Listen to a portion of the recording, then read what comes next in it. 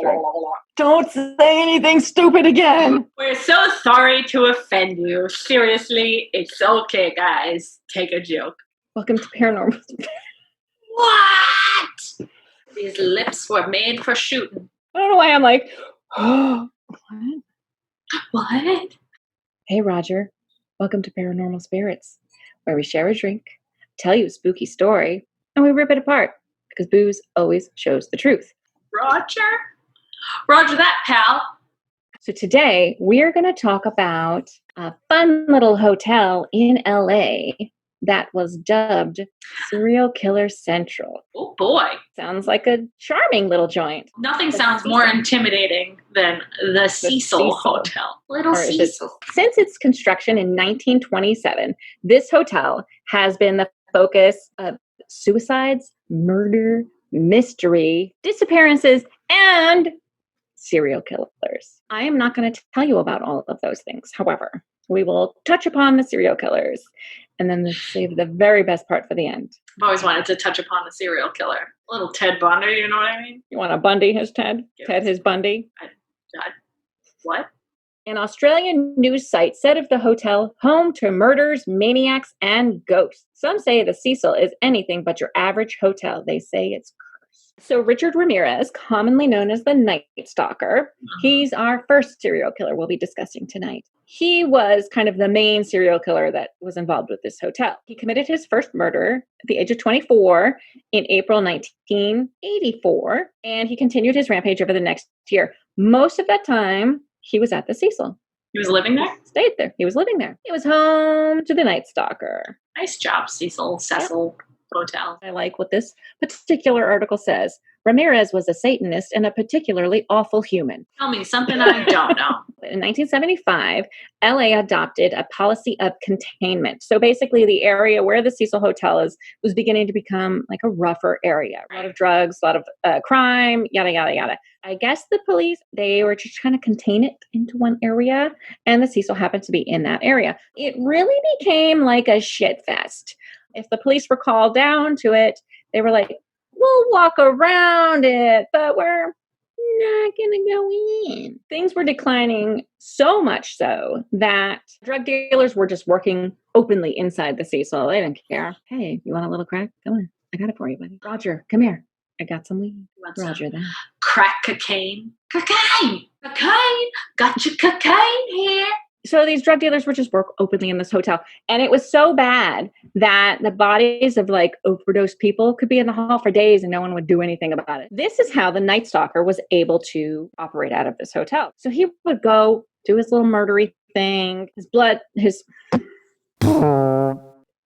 would come back with blood-soaked clothes, strip down, throw them in the dumpster, walk naked into the hotel, and no one would bat an eye because it wasn't unusual for that area. It was that bad that a half-naked man or a naked man could walk right into the hotel and everybody would be like, yeah, that's normal. And then in 1991, so this was 6 years after Ramirez was caught and sentenced to death, a 41-year-old journalist by the name of Jack Unterweger.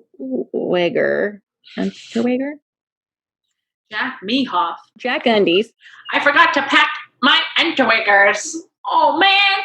I guess I'll just have to turn these ones inside out. He checked into the Cecil, and he was writing about the crime in LA. So I guess, he really wanted to experience it. So He was like, you know where I'm going to go? I'm going to go to the Cecil because that's the place to be if you really want to know about crime in LA. So he was a journalist. He was actually a well-respected journalist until people found out, he's a serial killer. He was a serial killer with a penchant for strangling prostitutes. Jack. Who doesn't have that? So he was an Australian journalist. Once he got to LA, somehow the Australian police found out about the strangulation death of 3 LA sex workers. And they were able to tie that back to a series of 6 unsolved murders at home. And they realized somehow, Unterweger was here then, he's there now.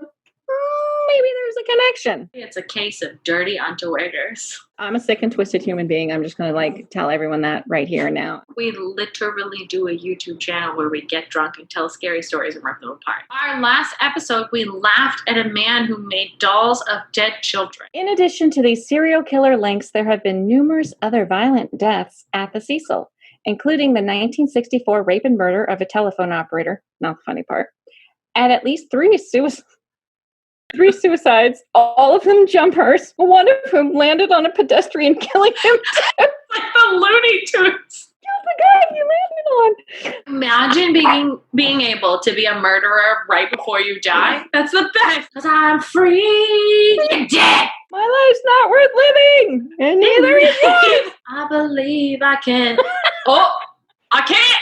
I just had images of the guy on the sidewalk going like, oh, shit. He's flattered. It's every cartoon that I've ever watched in my entire life. It's just not a grand piano. It's just a man. That's exactly how I want to die, if that's what you're assuming. But I hope they have like a raging boner while they do it. Impaled by a boner. His only way that he could get a little wood is to jump out of a window. Caitlin's just stabbed through the neck with it. Penis through the neck. So you say you're sick and twisted? Oh my God, we're so sorry to hear about Frank's death. What happened? Well, you're never going to believe this. Crushed by a falling man. He was impaled by a flying penis, of all things. That's my dream. If anyone can make it happen, my phone number is 1-888-IMPALE. That's the crushing story of the Cecil Hotel. The Cecil Hotel. Thanks for joining us. If you like what you saw, thank you so much. I don't know, like, subscribe, do the thing that all the kids tell you to do when they do YouTube videos. All the kids these days telling you to like and subscribe and ring the bell. I don't know what any of it means, but just do it. For God's sake, please, because I don't want to get a real job. Thanks so much. Have a great day, night, morning, whatever the hell time you're listening to this to, and get out of here. I said get out of here. Goodbye.